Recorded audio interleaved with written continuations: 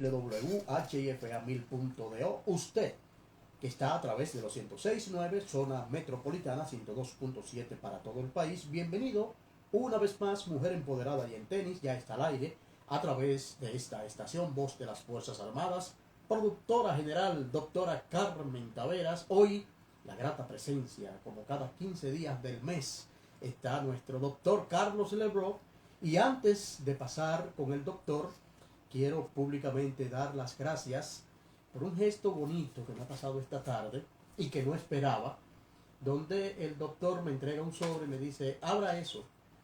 Yo dije, bueno, aquí está mi dieta ya para este mes, ¿verdad? A ver con qué viene el doctor. Dice, estimado Tony Luna, viene con la fecha, todo un protocolo, sus manos. Digo, bueno, la cosa es para comer saludable. Entonces dice, ya la parte, cuando abro mi sobre, muchas felicidades y salud. Desde ahí comienza a aguar los ojos porque veo que me toman en cuenta, ¿verdad? Entonces sigo leyendo y dice, para el mejor compañero y control de la HIFA y el programa MED del domingo. Eso ahí está firmado por la doctora Carmen Taveras, doctor Carlos Lebron y por su santa y adorada madre, la señora Antonia Medina, a quien quiero pues que le demos un fuerte aplauso, doctor. Primero, por tomarlo en cuenta y segundo, por ser la fans número 1 del espacio. Claro, gracias a ti, Tony, gracias, doctor. Gracias a ti, a la doctora, por tomarme a mí en cuenta, por ser parte del staff. Y gracias al equipo, contigo, que estamos aquí en cabina, por adoptarnos en este último 8 meses, casi un año que tenemos juntos. Y no, para mí, reconocerte el valor que tú tienes para el programa y para los contenidos que nosotros abordamos aquí. Bueno, doctor, gracias Siempre, de verdad, Tony, y es que agradece pues esta enseñanza que tú traes cada domingo y que me ha quedado mucho de ella, es a mí. Así es que, doctor, hoy vamos a hablar de los cambios nutricionales en la prediabetes. Oigan esto, cambios nutricionales en la prediabetes. Yo ni idea tenía de que existía eso. No, porque estamos hablando entonces ¿cómo tú me vas a decir que yo soy prediabético? Sí, fíjate, Tony. Vamos a darle curso. Vamos a darle entrada al tema. Es un tema relativamente nuevo. Es una entidad, Tony, que ha venido surgiendo en los últimos años y tiene un impacto muy grande e importante, principalmente en adultos jóvenes y en personas ya de cierta edad, pero principalmente en adultos jóvenes. Estoy viendo pacientes 43, 45, 38, o sea, adultos jóvenes ya con prediabetes, y es debido, y lo vamos a ver ahorita, a cambios, pero principalmente al aporte de mala alimentación, conjuntamente con sedentarismo. Está acostado. Sí, ahí está. Entonces, y sentado. Correcto. Fíjate, Tony, algo importantísimo con esto, y veo que ya está entrando una de la fan número 1, Tony. Un abrazo a Facebook. Que me le bendiga. La alimentación en la prediabetes, primero tenemos que definir la entidad que es la prediabetes para luego crear las estrategias nutricionales. Vamos a poner al público en contexto. ¿Qué es prediabetes? Yo la definiría como un estado metabólico que se caracteriza por alteraciones en los niveles de azúcar en sangre, pero que aún no son suficientes o no tienen criterio de diagnóstico de diabetes. Por ejemplo, vamos a ponerlo en contexto. O sea, serían las personas con diabetes, son personas que para tú encasillarlo como diabético o tú poder determinar que tienen la patología, tú necesitas un diagnóstico. Y ese diagnóstico se hace con nosotros como médicos con analíticas puntuales, las cuales te dicen, mira, los niveles tuyos están de esta forma, de esta forma y de esta forma. Entonces, los criterios de diabetes, Tony, son glicemias en ayunas mayores de 126, de 126 hacia arriba, 2 glicemias en ayunas, o una glicemia al azar por encima de 200. Pero también hay un criterio que es un estudio que se llama hemoglobina glicosilada. La hemoglobina glicosilada es un estudio, como yo le digo a los pacientes, el estudio más mentiroso que hay. La gente a veces se me ríe en la consulta. Uno buscando poder interactuar con el paciente y sacar esa sonrisa dentro de una situación un poquito difícil, claro, ¿tú entiendes? Claro. Entonces, el paciente a veces se me ríe de la forma en que yo lo abordo. Yo le digo, no, yo le voy a mandar a hacer el estudio más mentiroso que existe. ¿Por qué? Porque la glicosilada me dice cómo ha estado tu azúcar los últimos 3 meses. y ya más o menos uno tiene. Que ya lo hemos hablado aquí, ¿eh? Sí, entonces, ¿qué pasa con esto? Una glicosilada por encima de 6.5 y una prueba de tolerancia oral mayor a 200. Esos son criterios de diabetes. Entonces tú dirás, bueno, pero entonces lo que tienen, si es 6.5, entonces lo que tienen la glicosilada, porque la glicosilada normal tiene que estar por debajo de 5.6. Entonces tú me dices, el que está entonces con la glicosilada entre 5.7 y 6.4 no es diabético, pero tampoco está normal. Una alerta ahí. Entonces, ya ahí más o menos las sociedades internacionales, especialmente la Sociedad Americana de Diabetes, la ADA, pueden buscarla en su página de internet, las personas que tienen acceso a internet y manejan ADA. ADA, American ADA. Diabetes Association, esas son las siglas en inglés, Asociación de América de Diabetes. Entonces, ¿qué pasa con la ADA? ADA. La ADA tiene las normativas que vamos a hablar hoy, pero la ADA también para las personas que manejan el idioma inglés, pero también tiene una parte para latinoamericanos, muy importante, tiene mucha información hacia el paciente. O sea, diabéticos que tengan posibilidad de, que necesiten información en cuanto a alimentación, necesiten información en cuanto a modos de vida, ellos tienen mucha infografía. Las infografías son imágenes con gráficos, con normativas para que la persona pueda guiarse de esas normativas y mejorar su situación de salud. O sea, tienen mucho material. Pueden entrar ahí si necesitan algún tipo de material, entran al website, a la página, y esos materiales son gratis. Te puedes descargar eso, imprimirlo y tenerlo ahí para repasar y estudiarlo, inclusive dialogarlo con su médico. Cuando usted vaya a su cita de seguimiento, doctor, mire, yo encontré estas recomendaciones, ¿qué usted opina de eso? ¿Qué podemos hacer con tal cosa? Es importantísimo que el paciente se involucre en su situación de salud. Bueno, entrando entonces al tema. Sí, dime. Antes de entrar, dice William Jiménez que le mandaron a hacer esto para la diabetes, ¿verdad? Sí. El test para la diabetes, para ver, pero en ayuna uno y posteriormente uno que coma algo, lo que sea. Sí, eso se llama de test de tolerancia oral a la glucosa. Ese uno que te dan, o sea, tú vas en ayuna y te dan como un juguito, en un cosita, y luego te miden el azúcar antes y te miden después a las 2 horas. Eso es importantísimo, porque ese fue el que pusimos al final, que se llama test de tolerancia oral a la glucosa. ¿Qué nos dice a nosotros ese test? Y eso lo vamos a desglosar ahorita. En breve, correcto.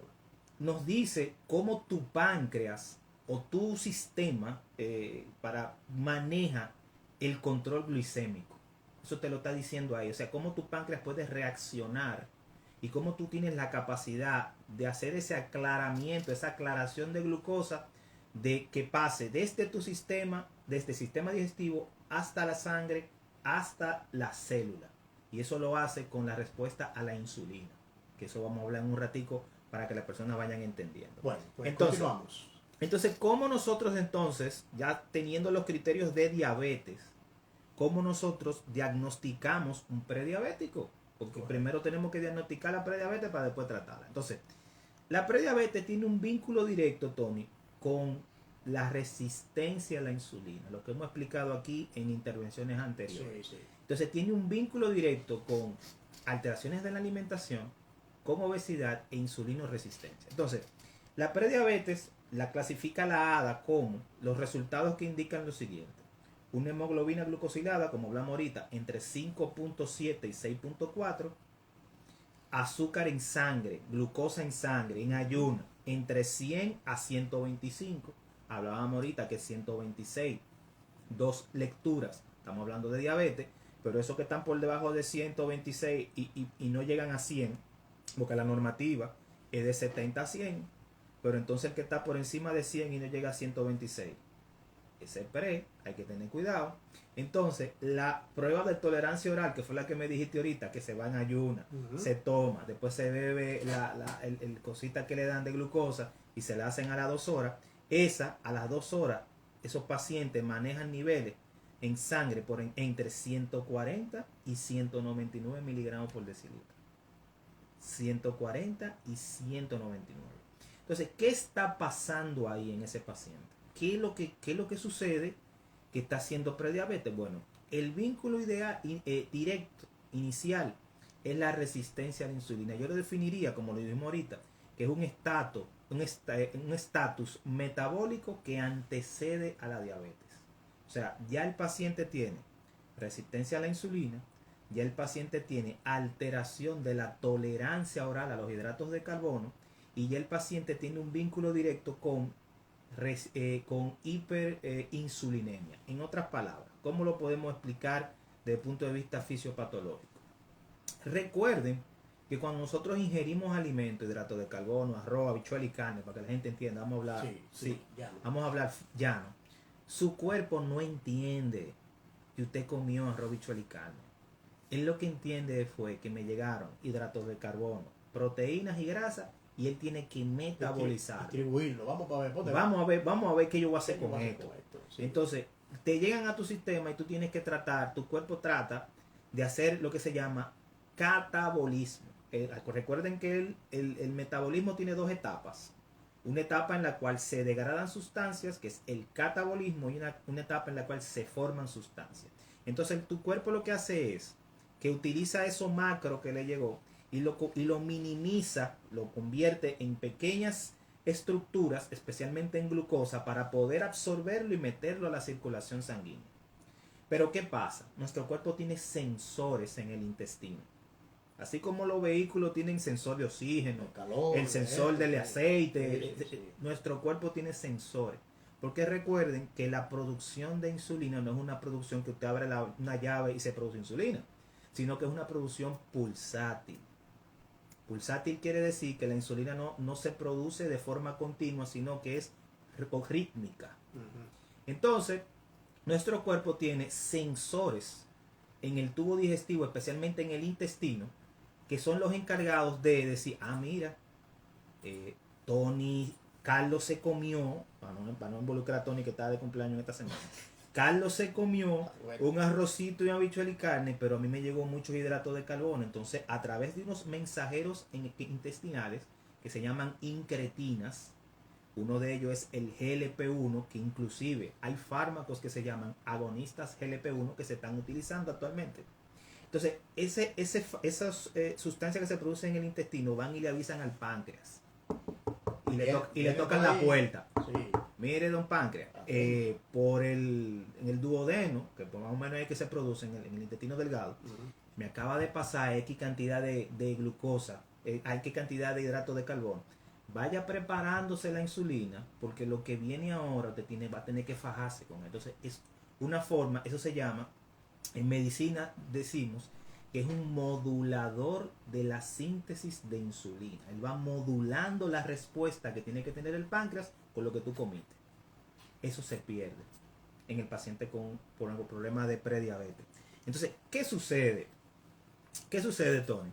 Es que los pacientes con prediabetes lo primero que tienen es alteración de esa insulina, principalmente de esas modificaciones. Y otra cosa importante es que producen lo que se llama resistencia a la misma. Acuérdate, cuando hablamos de síndrome metabólico, ¿tú te acuerdas de eso? De las personas con obesidad. Claro. Las personas con obesidad, hablamos de que hay un vínculo directo entre el síndrome metabólico y algo que se llama toxicidad lipídica. O sea, esa grasa que se almacena de más, especialmente en el abdomen, va a producir cambios en nuestros estatus hormonales, principalmente en nuestra situación metabólica, que van a producir cambios que van a perjudicar nuestro estatus metabólico. ¿En qué sentido? Esa grasa no solamente se almacena en el abdomen. Acuérdate, Tony, que hablamos de la capacidad de migración que tiene esa grasa. Llegó al abdomen, llenó todas las reservas que teníamos de tejido adiposo, tejido graso, y luego esa grasa se diseminó, comenzó a migrar. Fue a los órganos, principalmente a hígado, hace esteatosis hepática, que son muy frecuentes, pero también va al músculo, que a ahí que quiero llegar. Los músculos de las personas sedentarias y de las personas con síndrome metabólico y con obesidad que no hacen actividad física, el músculo va perdiendo esa capacidad contráctil y esa capacidad de ser un tejido metabólicamente activo, y se va llenando de grasa, hace inclusiones de grasa. Y esas inclusiones de grasa tienen una repercusión muy importante, Porque el músculo es uno de los principales órganos que demanda glucosa. Es el que nos ayuda a bajar esa cantidad de azúcar en sangre que queda con la insulinoresistencia que explicamos ahorita. El músculo, cuando tú haces actividad física, demanda esa glucosa y mejora los niveles metabólicos. Entonces no es solamente la alimentación, sino la parte del sedentarismo. Por eso viene el piedabete y esas cosas. Gente que tienen la pierna, ¿verdad? Lacerada por la misma situación, diría yo, ¿verdad? Se va acumulando esta grasa. Pero doctor, antes de seguir ahí, hay una inquietud que me surge hace ratito. Sí. Estamos hablando de prediabetes, ¿verdad? Prediabetes. Entonces, con un pueblo que diría yo, ustedes que ya que están en esta parte de la medicina, de la primaria, ¿no? Sí. De las atenciones primarias. Correcto. Un pueblo que muchas veces no vamos a una consulta médica, sí. Y que cuando ya se detecta que usted es porque es diabético, ya. Entonces, ustedes insisten mucho en la prevención. En la prevención. Correcto. Pero me imagino que los análisis deben ser 1A. Claro, pero de entrada, ¿verdad? Sí, pero por ejemplo, yo como médico, Tony, las personas, principalmente los médicos, estamos entrenados para cuando el paciente nos llega a consulta, en el examen físico hay rasgos y signos que nos dan indicios de que hay un problema ahí. Sí, claro. Principalmente, nos llega el paciente con obesidad, el paciente gordito, como dicen ustedes. Y nos llegan como acaba de decir Tony, sí, excelente. Y nos llega con el cuello oscuro, esa que nosotros en medicina le llamamos acantosis, que son esas personas que tienen ese cuello oscuro, tienen verruguitas en el cuello, que se llaman acrocordones. Esas son cosas que como médico a ti te alertan y te dicen, mira, chequea, que hay algo ahí normal. Hay un problema metabólico de base, hay que investigar. Ya con el examen físico, cuando tú evalúas a un paciente, y eso nos decían a nosotros cuando comenzamos a estudiar medicina y entramos en carrera, que llegamos a una materia que se llama semiología médica. La semiología médica te enseña a evaluar al paciente por etapas, pero y te ayuda y te da todas las bases para que tú hagas lo que se llama una anamnesis, o sea, un historial clínico. Así que se llama la materia, y es una de las principales que utilizamos para la evaluación médica, la semiología. Y en la semiología nosotros nos inculcaron a que si tú lo haces bien, tú tienes prácticamente un 70% del diagnóstico hecho. El otro 30% con una física. Buena evaluación física. Sí, tú solamente necesitarías las pruebas para confirmar posiblemente un diagnóstico que tú tienes. Pero casi siempre va por la misma línea. Claro. No se equivoca. Es el método científico. Claro. Tú tienes que sentarte, evaluar, mira, esto, vamos a buscar tal cosa. Vamos, y efectivamente. Vamos a esta referencia, sí, porque ya a través de eso tú lo vas a hacer. Porque inclusive hay gente que te dice, doctor, yo quiero que usted me indique análisis. No, pero yo tengo que verte. Para indicarte, tengo que evaluarte. Entonces la gente se queda, pero yo quiero un análisis. No, que yo tengo que evaluarte. Porque evaluándote. Sí, la gente te llama. Yo quiero que sí, mándamelo por correo que yo me lo hago. No, déjame yo verte y evaluarte para ver por qué yo te voy a mandar a hacer eso.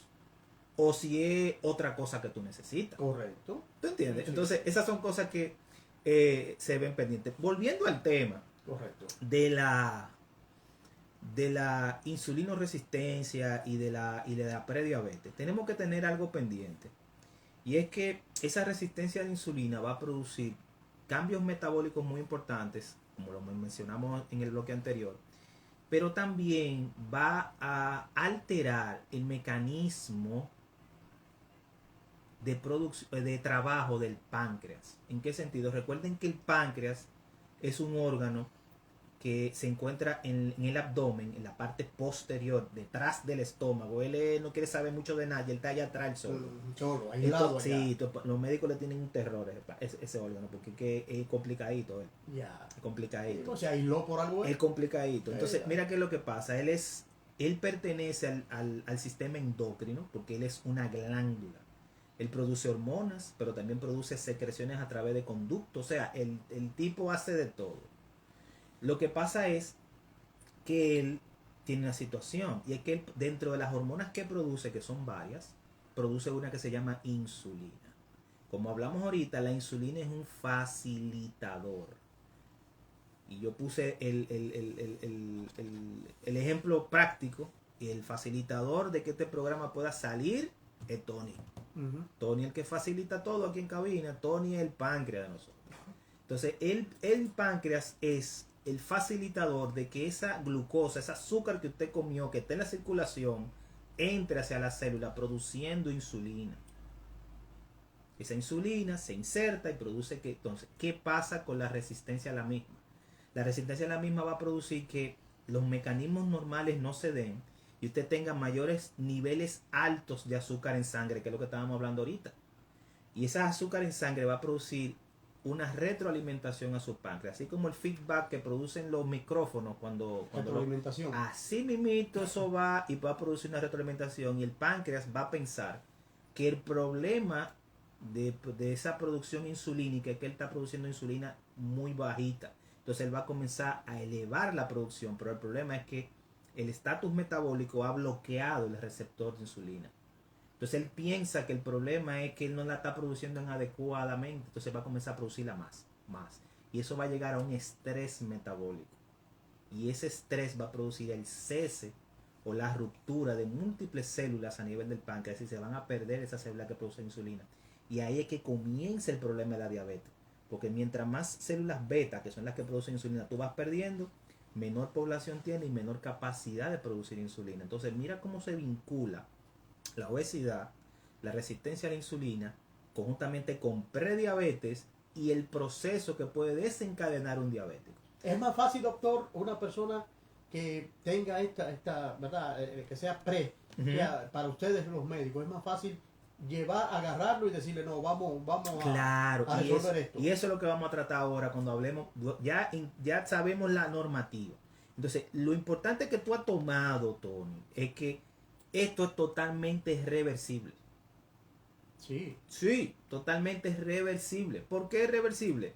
Porque son tus hábitos que te han llevado a eso. A veces es difícil decírselo a la gente, porque la gente no le quiere, la gente a veces no asimila que lo que está haciendo lo está haciendo mal. Entonces por eso... que tiene muchos años haciéndolo. No, pero yo tengo 25 años haciendo esto. Yo tengo 30 años comiendo así. Pero ya llegó el tiempo ahí de que está el problema. Exacto. Entonces, ¿qué es lo que pasa? Fíjate, cambiar hábitos es lo más difícil que hay. No es imposible, pero es una cosa de lo más difícil. Por eso el apoyo, el abordaje de esta patología, de esta enfermedad, tiene que ser multidisciplinar. Nutrición, tiene que haber su médico de base, endocrinólogo, pero también tiene que haber un apoyo de salud mental con este paciente. ¿Influye también? Claro, porque cambiar hábitos, Tony, no se hacen en 15 días ni 10 días. O sea, yo como especialista en nutrición no puedo sacar un plan de alimentación de una gaveta, número uno, porque la dieta tiene que ser... porque es un error. La dieta tiene que ser personalizada. Personalizada quiere decir que tiene que ir acorde con el paciente, con los gustos del paciente. ¿No es igual para todos? Correcto. Entonces, y con las necesidades tanto nutricionales como las necesidades de dietoterapia, que es las modificaciones dietéticas con la patología que tiene el paciente. Porque muchas veces me viene la gente y me van a consulta y me dice, doctor, mi dieta para que me la mande mañana. No, mi doña.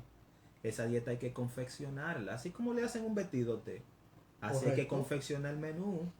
Porque yo me tengo que sentar a hacer el menú acorde con los cambios que tengo que hacer, que me dijeron estos análisis. Exacto. Y la gente lo primero que te dice, ¿y si usted, pero usted tiene que hacer mi análisis para hacerme dieta? Claro que tengo que hacer el análisis. Claro que tengo que hacer el análisis. Así como suena. ¿Y por qué usted tiene que hacer mi análisis para hacerme dieta? Porque si ¿cómo yo sé? Yo tengo que verificar lo que dice aquí, porque las normativas que vengan aquí es que me van a guiar para yo hacer su dieta a usted. Entonces, dentro de la normativa, y son las alimentaciones que vamos a hablar en un ratito, pero el abordaje tiene que ser multidisciplinario. Entonces, cosas importantes, nosotros como profesionales de la salud, que tenemos que tener pendiente en estos pacientes que debemos de ver durante el examen físico. A las personas del área de la salud que han entrado unos cuantos a la plataforma digital en @unestilodevidafit en Instagram. ¿Qué hay que hacer con ellos? Mire, tenemos que principalmente ver si el paciente está en sobrepeso y obesidad. Tenemos que medir el perímetro de cintura. Recuerden que el perímetro de cintura es muy importante. En latinoamericano, porque hay dos medidas. Hay una medida que la proponen para estadounidenses y anglosajones, y hay una medida que es para latinoamericanos. La de estadounidense es 102 centímetros en hombres, el perímetro de cintura, y 90 en mujeres. Eso es... Me imagino que son más altos, ¿no? Exactamente, es un tipo de cuerpo diferente. Eso es un estadounidense 6 pies 200 libras, estándar. Sí, Nosotros no somos así. Entonces, 96, 94 centímetros en hombres, 88 centímetros en mujeres. Eso es lo máximo. Y ahí para abajo está bien. Y ahí para arriba, igual o mayor a esa suma, hay que verificar. Ya hay aumento de perímetro de abdomen. Bien, pacientes que tengan, conjuntamente con esto, alteraciones en la presión arterial. Eso es muy importante. Trastornos de colesterol y triglicéridos. Muy importante esa parte. Y también cambios, y ya lo mencionamos, en los niveles de azúcar. Eso es importante que lo tengamos pendiente porque ese es todo lo que tenemos que tener envuelto en lo que se llama síndrome metabólico. El síndrome metabólico involucra obesidad, obesidad central, aumento de perímetro, hipertensión, trastornos de colesterol que se llaman dislipidemia y alteraciones de la glucosa. Vamos a una pequeñita pausa y ya regreso. Vamos a hablar, doctor, de...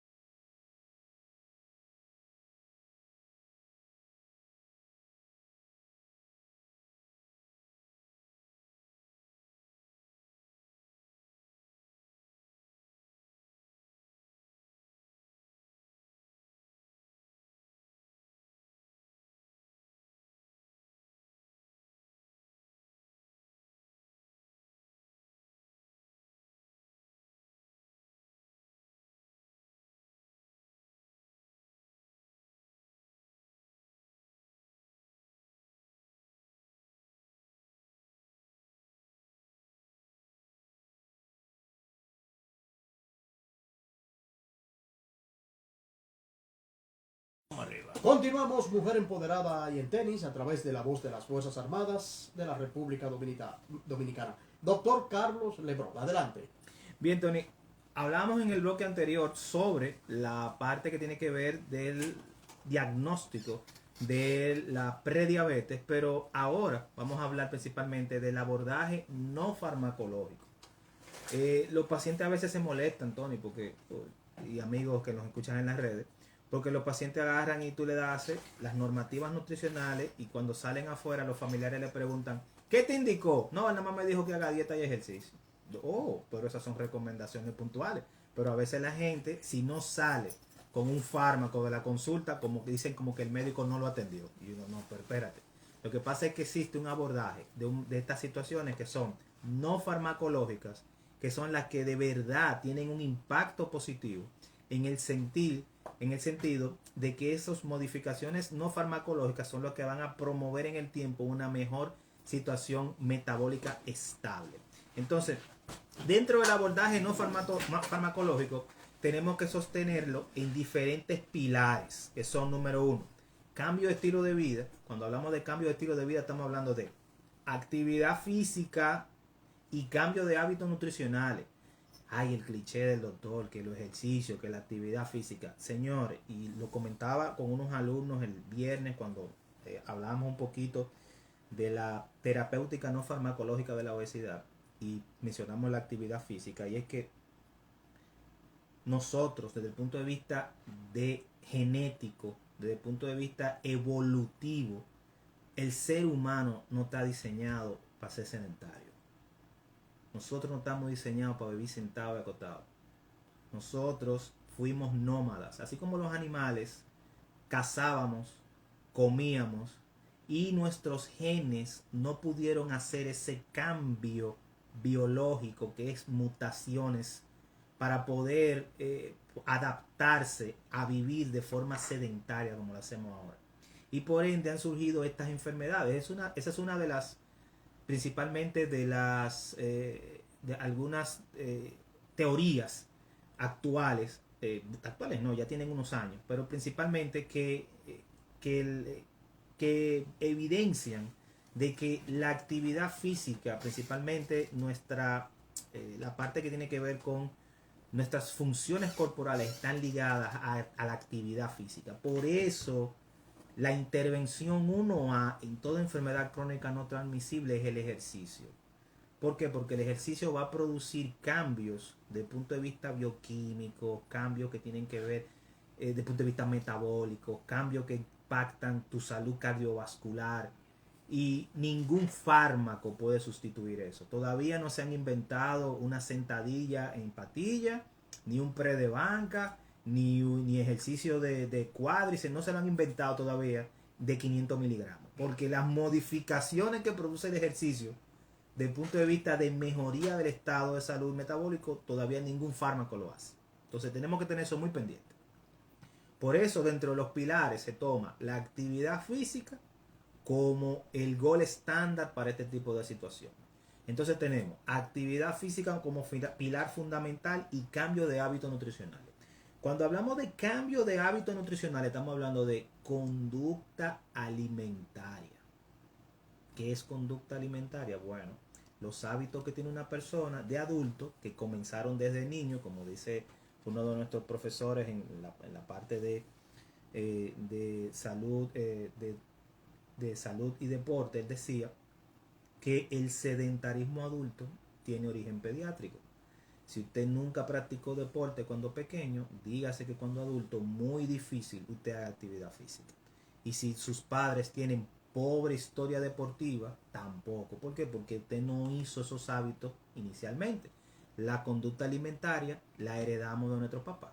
Porque si papá y mamá no comen sano, posiblemente ese jovencito tampoco lo va a hacer. Entonces por eso tenemos esa situación de que la obesidad tiene origen pediátrico. Eso es importantísimo que lo tengamos pendiente. ¿Por qué? Porque esos cambios de hábitos son cambios conductuales. Y esos cambios conductuales se hacen con el apego a salud mental. Tenemos que buscar una persona que maneje conductas alimentarias para poder poner a esa persona a cambiar sus hábitos. Es difícil, pero se logra en un adulto. Entonces, existen lo que se llama cambios específicos en la dietoterapia.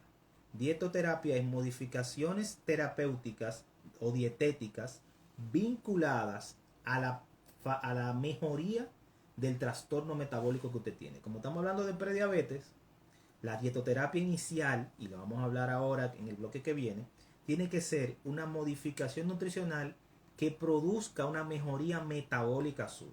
Entonces, vamos a entrar en materia ahora. Ahora vamos a hablar de cuáles serían esos cambios nutricionales que nosotros podemos hacer para mejorar la prediabetes. Traigo este tema el día de hoy porque diagnostiqué unos cuantos en la semana pasada. Y de verdad, a veces cuando uno se sienta con el paciente y le hace más o menos un esquema de lo que debe de comer, para ellos es muy chocante en el sentido del cambio de estilo de vida que tienen que hacer, porque es un cambio, es un giro de 180 grados. La gente dice 360, pero 360 no se gira porque cae en el mismo sitio. Es un giro de 180, o sea, es opuesto la cosa. Entonces, cambio nutricional es importante. Disminuir los azúcares refinados, mi gente. Harina refinada, pan blanco, pan de agua, pan sobao, azúcares añadidos a los alimentos, especialmente alimentos industrializados. Cuando hablamos de alimentos industrializados, estamos hablando de cereales en caja, Estamos hablando de los jugos industrializados, de la bollería, de la galleta, de los snacks. No vamos a decir marca aquí, pero ustedes saben, ¿verdad? ¿Qué pasa con ese tipo de alimentos industrializados? Tienen lo que se llama azúcares añadidos.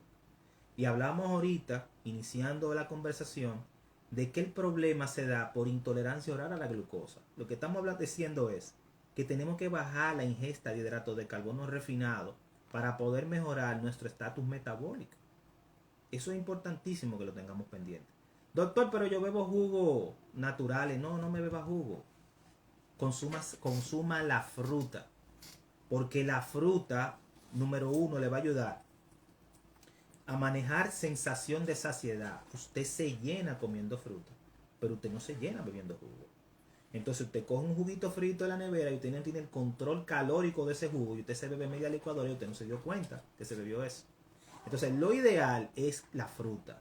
La fruta le va a ayudar con el control metabólico porque usted va a crear saciedad. Cuando usted comienza a comer fruta en la mañana, usted en una dice, bueno, yo estoy como lleno ya, guárdame eso para la tarde. ¿Por qué? Porque va a crear distensión en su estómago y esa distensión va a mandar una señal a su cerebro y le va a decir, deja de comer que ya yo estoy lleno. No pasa en los líquidos, no pasa en el jugo. Entonces no controla las calorías líquidas que vienen del jugo y me va a aumentar de peso. Y es demasiada glucosa. Y más como lo hacemos nosotros los dominicanos.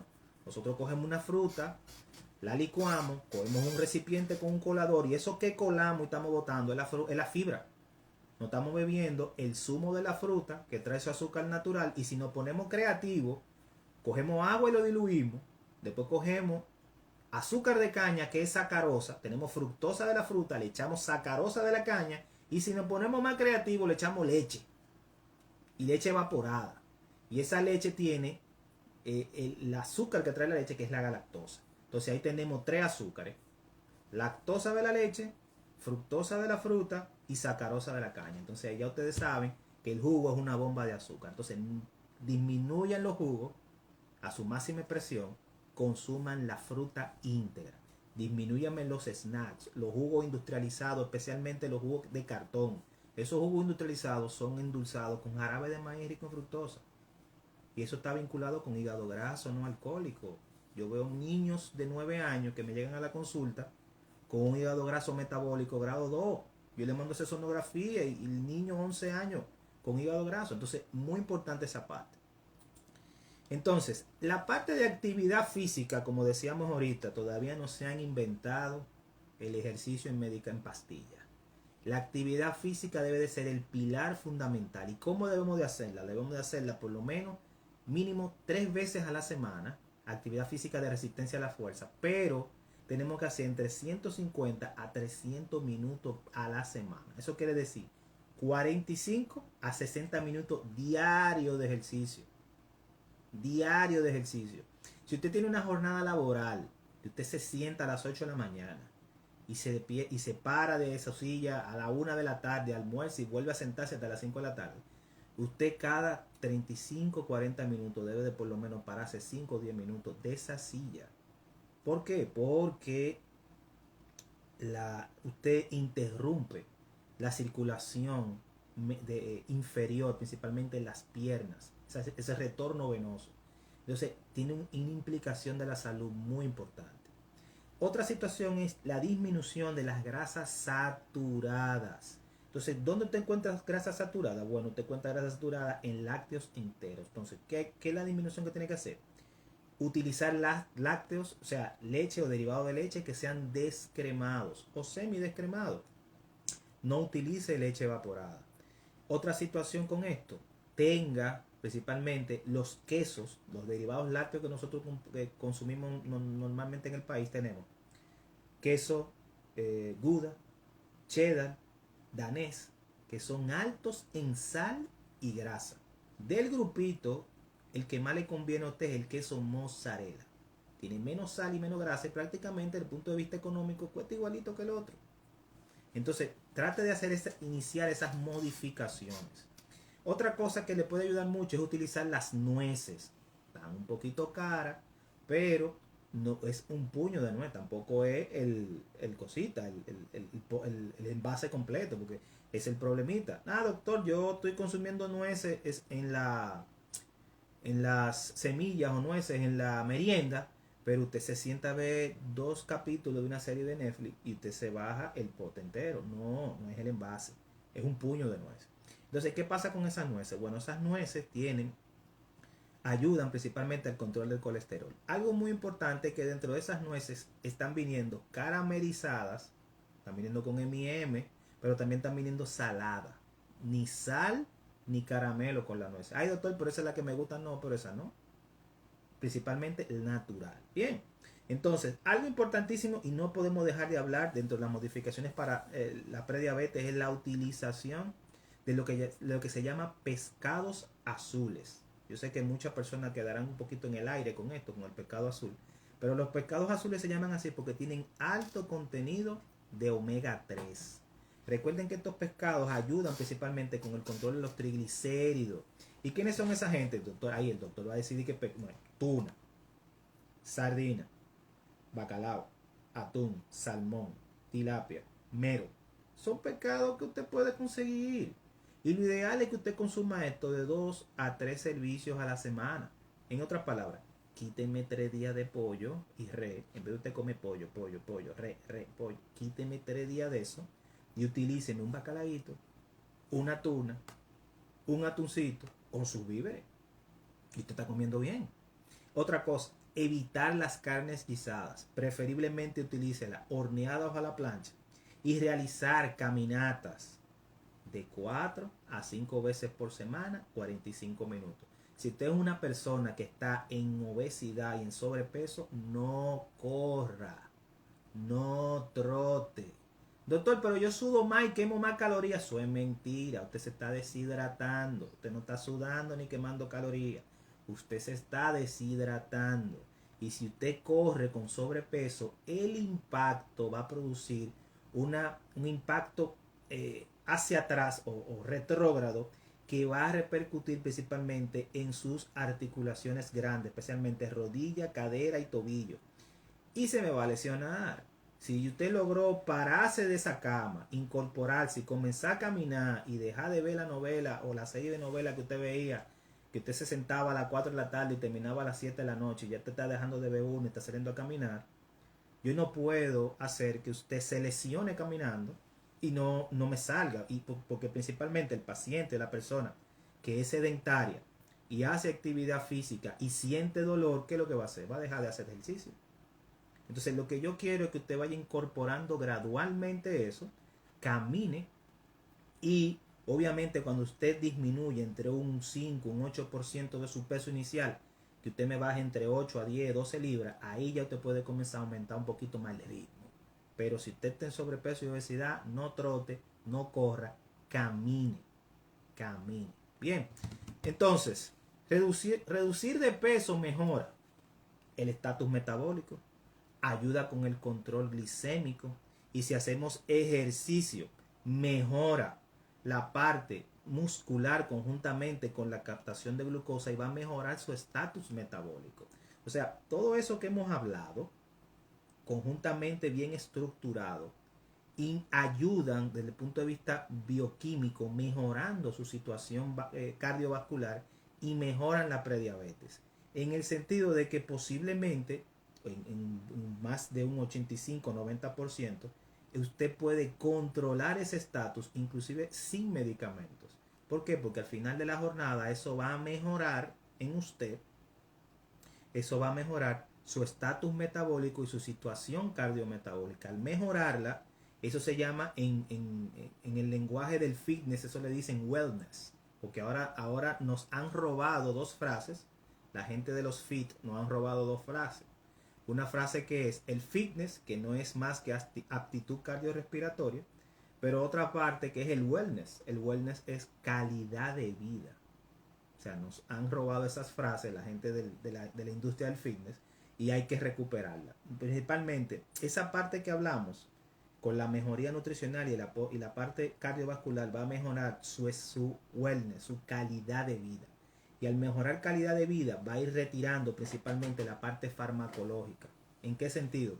En que si usted mejora su situación metabólica, si usted bebía 2 medicamentos, posiblemente va a haber que mejorar, va a haber que bajarle la cantidad de uno.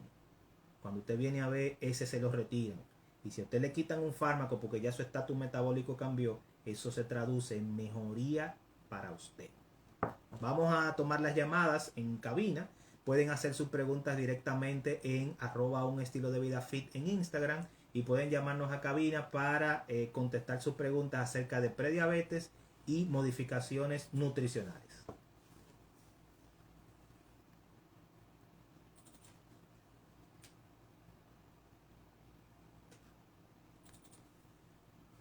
Vamos a esperar que nos pueden utilizar las vías de las redes sociales, recordando que las personas con prediabetes son personas que, al igual que las otras que hemos hablado, son personas que tienen tendencia a ser obesos, son personas que se caracterizan por niveles altos en sangre de glucosa, pero que esos niveles altos no llegan dentro de las categorías de diabetes y por ende tampoco pasan en la parte, no son normales, no son niveles normales y por ende se cataloga hace ya unos años la parte de la prediabetes porque es un estatus metabólico que antecede a la parte de diabetes.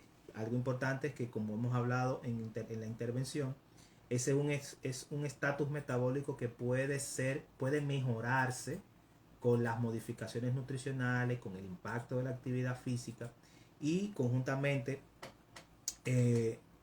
esa mejoría ayuda a la parte farmacológica, pero el principal impacto, el principal aporte es la terapia no farmacológica. Y dentro de la terapia farmacológica hablamos que la dieta, el ejercicio y los cambios de hábito y estilo de vida es el pilar fundamental que ayuda a recuperar su salud de esta situación. Y es algo que se habla con los pacientes y cosa que a veces no se sienta con ellos. Es que lamentablemente el paciente tiene que concientizarse de que su estilo de vida y sus hábitos nutricionales los han llevado ahí. Y obviamente luchar con lo que ya aprendiste. O sea, tenemos que desaprender lo que aprendimos, reaprender y poner en práctica eso que aprendimos. Entonces, a veces eso es lo que se torna un poquito difícil con el paciente, pero con el apoyo de tanto de salud mental como su médico tratante y el apoyo nutricional que lo hacemos nosotros los especialistas en nutrición, podemos hacer un trabajo grupal que va dirigido a la mejoría de las situaciones de salud y pueden mejorar la parte que tiene que ver con la prediabetes y podemos modificar ese estatus metabólico. Me preguntan aquí en las redes si un adulto mayor qué ejercicio puede realizar además caminar. Bueno, que qué ejercicio puede realizar además de caminar. Muy importante esa pregunta. El American College of Sport Medicine, el Colegio Americano de Medicina Deportiva, en los últimos años ha venido integrando la parte de la actividad de resistencia a la fuerza. Aunque ustedes no lo crean, el ejercicio de pesa, bandas elásticas, ejercicio con su propio peso son de mucha importancia porque conjuntamente cuando se complementan con la actividad física de resistencia ayuda para la mejoría de las situaciones cardiovasculares, principalmente 2 veces por semana se puede hacer en esas personas con envejeciente. Pero obviamente tiene que ser vigilado por un profesional entrenado. Bueno, se nos acabó el tiempo. Muchísimas gracias a todos por estar con nosotros en Mujer Empoderada y en Tenis, en su espacio Un Estilo de Vida Saludable. El tema queda pendiente. Pueden hacer sus preguntas vía las redes sociales en @unestilodevidafit. Y se despide de ustedes el Dr. Carlos Lebrón. Bye bye.